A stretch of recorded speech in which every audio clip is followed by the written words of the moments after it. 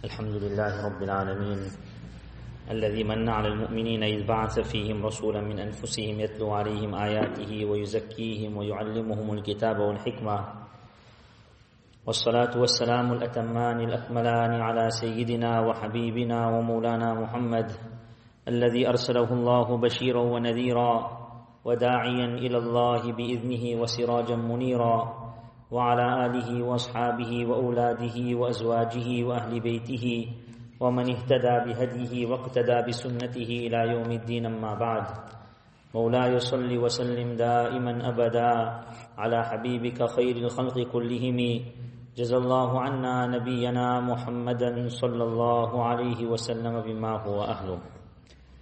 Allah subhanahu wa ta'ala had placed immense barakah and blessings in the progeny of Nabi Ismail alayhi salatu wassalam. So the progeny of Nabi Ismail alayhi salatu wassalam continued growing and expanding. Among the progeny of Nabi Ismail alayhi salatu wassalam, there was a person by the name of Adnan. This Adnan is the highest ancestor till whom the lineage of Rasulullah sallallahu alayhi wasallam is authentically traced. So beyond Adnan, then there is no authenticity with regards to the exact lineage. However, definitely it reaches up to Nabi Ismail alayhi salatu wasalam. Up till Adnan, the lineage of Rasulullah sallallahu alayhi wasallam is authentically traced and proven.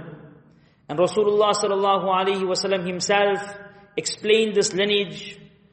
And for the barakah of this lineage, we will mention the lineage first. Sayyiduna wa Mawlana Muhammad sallallahu alayhi wa sallam, Ibn Abdullah ibn Abdul Muttalib ibn Hashim ibn Abdi Manaf ibn Qusay ibn Kilab ibn Murrat ibn Ka'b ibn Lu'ay ibn Ghalib ibn Fir ibn Malik ibn Nadr ibn Kinanat ibn Khuzaymat ibn Mudrikat ibn Ilyas ibn Mudar ibn Nizar ibn Ma'ad ibn Adnan. So this is Adnan, till where the lineage of Rasulullah sallallahu alayhi wa sallam is authentically and reliably traced up to. Noteworthy in this lineage of Rasulullah sallallahu alaihi wasallam is a person by the name of Kinana.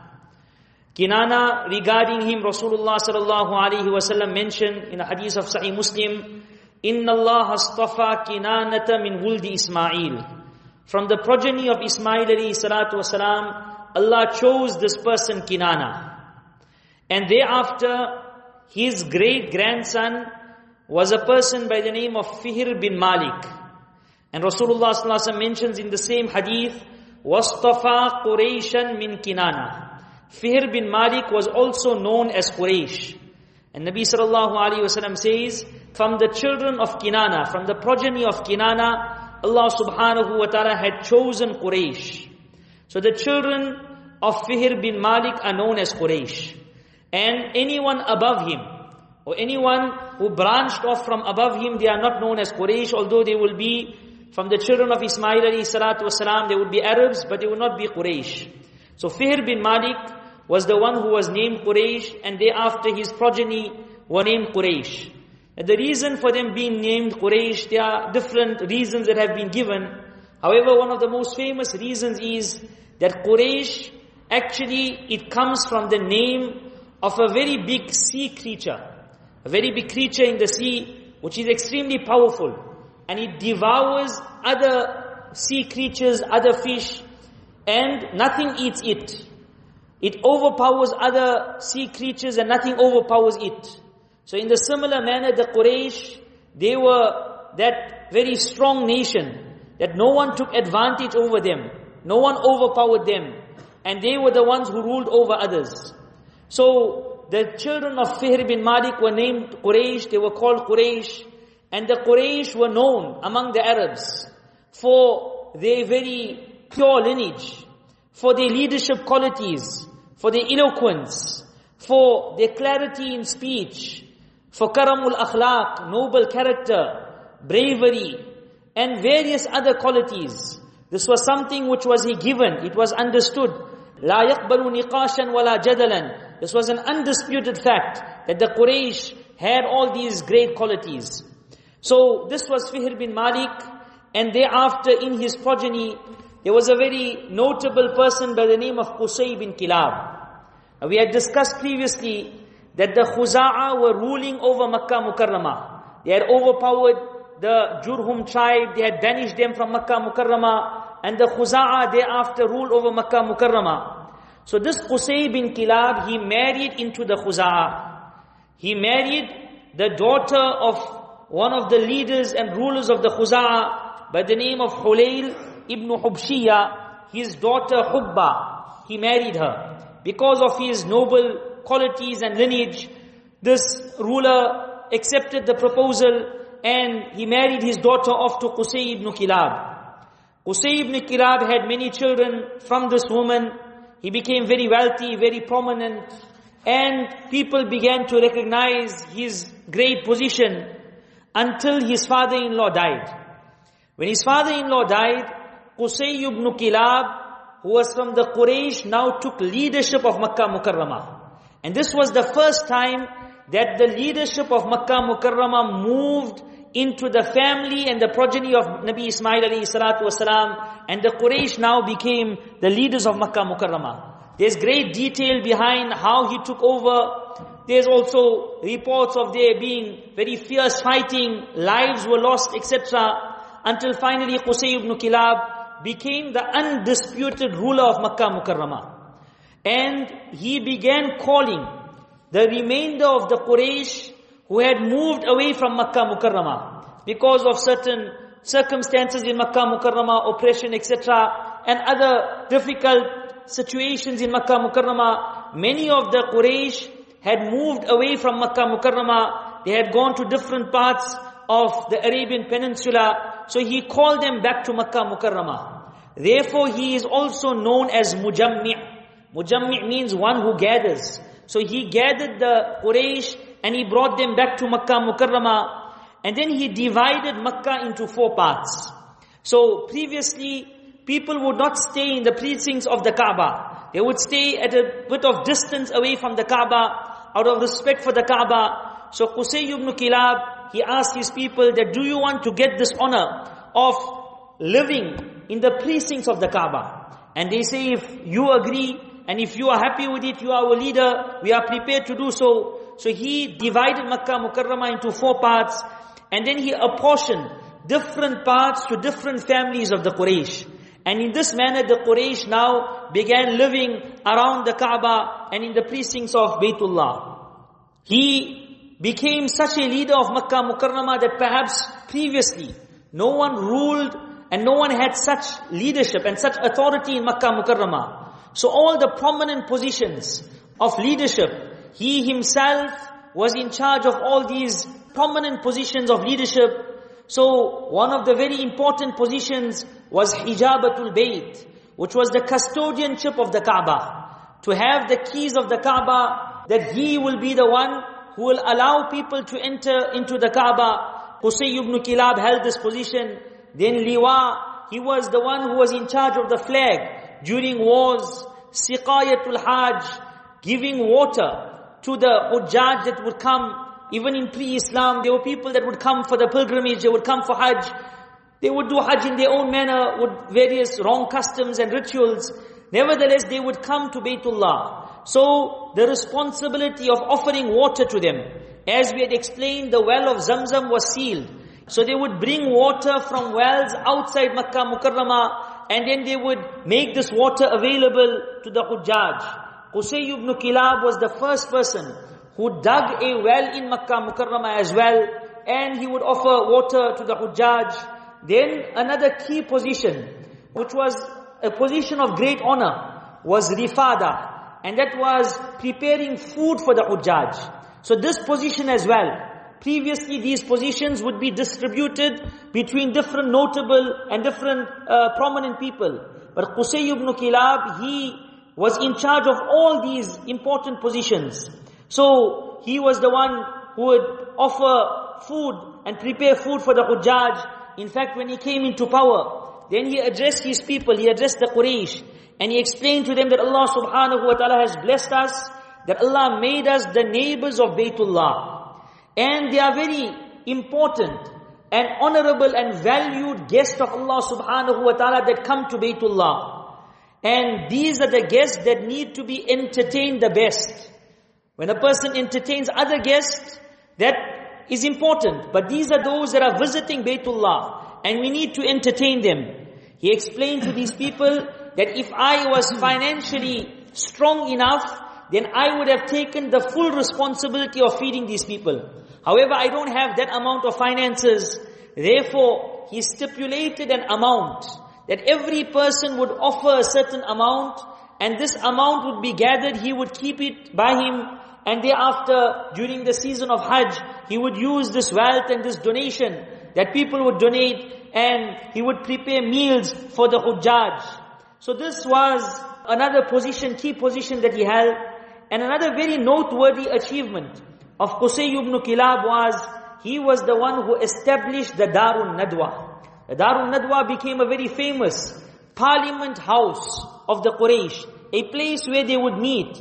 All the important decisions would be made in Darun Nadwa. So, if there were some disputes, those disputes would be resolved in Darun Nadwa. Marriage ceremonies would take place in Darun Nadwa. Similarly, other important decisions would be passed in Darun Nadwa. So, in the journey of Hijrah of Rasulullah sallallahu alaihi wasallam, when we hear the incident of the Quraish offering a ransom for the life of Rasulullah sallallahu alaihi wasallam, then there also the word Darun Nadwa comes. That decision that they made, that meeting that they had, was in Darun Nadwa. So all important decisions would be made in Darun Nadwa, and this was very close to the Kaaba. There was a door of this house that would open up to the Kaaba and to the precincts of Baytullah. So Qusay ibn Kilab was the one who established this Darun Nadwa. He was a person who had some very good qualities. So on his deathbed, he even advised his children, and he told them, "Ijtanibul khamra, stay away from wine. Stay away from wine. فَإِنَّهَا تُصْلِحُ الْأَبْدَانِ وَتُفْسِدُ الْأَذْهَانِ." It may make you strong, it may give your body some strength, but it corrupts your mind. So you should stay away from this. After Qusay ibn Kilab, when he had left this world, when he had passed away, then there was a difference among his children with regards to who will take these positions. And it had reached a point where they were even prepared to fight and to go to war, until finally there was an arbitration that took place, and they finally distributed their responsibilities. So the responsibilities that the father had, these responsibilities were distributed to different children of his. The grandson of Qusay ibn Kilab was the famous person Hashim, after whom the family of Rasulullah sallallahu alaihi wasallam has been named the Banu Hashim. Hashim's name was actually Amr. His name was Amr, but he was given the name Hashim, or the title Hashim, because there was a very severe drought that the people of Makkah Mukarramah were experiencing. This Hashim, he was a very generous person. All the time he would entertain people. There would be guests coming into his home at all times.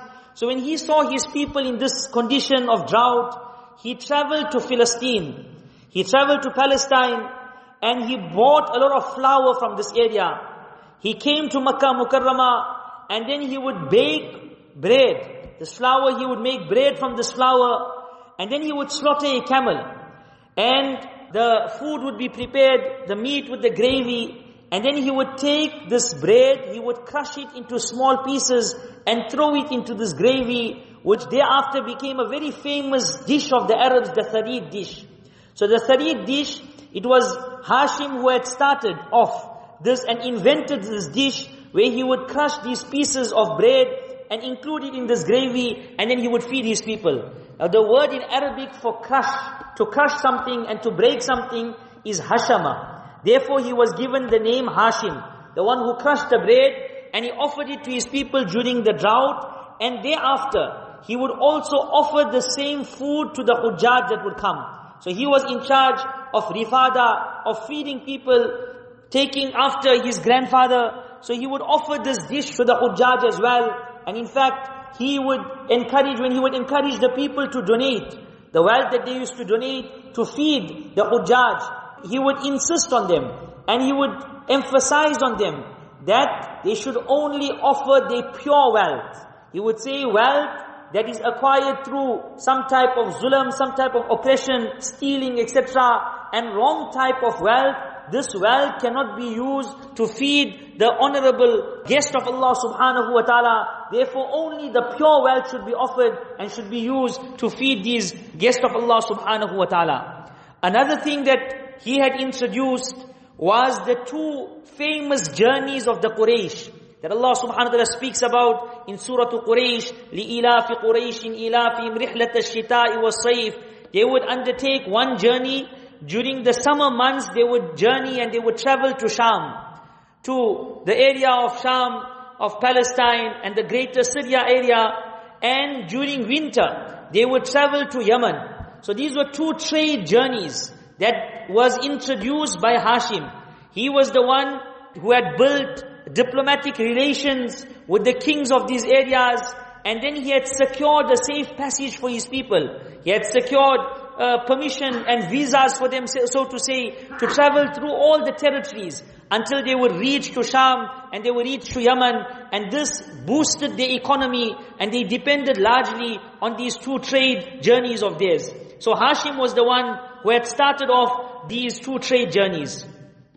He was a very handsome person, and historians say that the nur of Rasulullah sallallahu alaihi wasallam was shining in his face.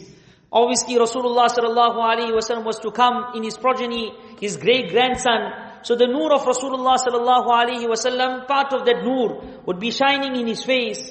And therefore, when people would see him, they would be overawed by him. And they would show a lot of respect. Even the learned Jews, the ahbar, the ulama of the Jews, when they would see him, they would bow down to him, they would kiss his hands, showing a lot of respect. People would come and offer their daughters in marriage to him. In fact, the emperor of Rome, Hercules, he wrote a letter to Hashim, and he says to him that I have the most beautiful daughter. There is no woman that is as beautiful as my daughter, and I have heard of your generosity and your nobility, and I want to offer my daughter in marriage to you. Come over to me and I will marry my daughter to you. However, this was just a pretext that he was using. Actually, Herakl, because of being a Christian and studying the scriptures, he had already seen the nur of nubuwwat in the progeny of this person. And he wanted that Nabi to be part of his progeny. Therefore, he wanted Hashim to marry his daughter. So, this was the beauty that Allah subhanahu wa ta'ala had blessed him with. During one of his travels to Sham, en route he stopped in Medina Munawwara, and he saw a woman in Medina Munawwara, Salma bint Amr, who was the daughter of one of the leaders of the Banu Najjar at that time. And he was interested in marrying this woman. He proposed for her, and he finally married this woman. He consummated his marriage. His wife fell pregnant, and thereafter Hashim departed. He continued on his journey until he reached Gaza. What is currently known as Gaza, that area, the same area, he reached that place and he fell ill there and he passed away in Gaza at a very young age. Between 20 and 25 years of age at that time, he passed away in Gaza and he is buried in Gaza. Thereafter, his wife gave birth to a son, and that son was named Shayba.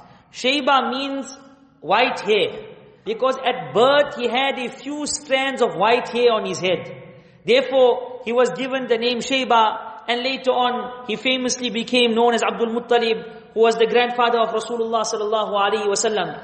And the reason for him being named Abdul Muttalib, inshallah, we will discuss that hadith that we mentioned in the beginning, where Nabi sallallahu alaihi wasallam mentioned, "Inna Allah astafa Kinanata min wuldi Ismail." Allah chose Kinana from the children of Ismail alayhi salatu wasalam. وَاصْطَفَى قُرَيْشًا مِنْ كِنَانَةٍ. And Allah chose Quraish from Kinana. وَاصْطَفَى بَنِي هَاشِمٍ مِنْ قُرَيْشٍ. And from Quraish, Allah subhanahu wa ta'ala chose the Banu Hashim. And thereafter, Nabi sallallahu alayhi wa sallam says, وَاصْطَفَانِي مِنْ بَنِي هَاشِمٍ. And Allah chose me, chose Rasulullah sallallahu alayhi wa sallam from the Banu Hashim.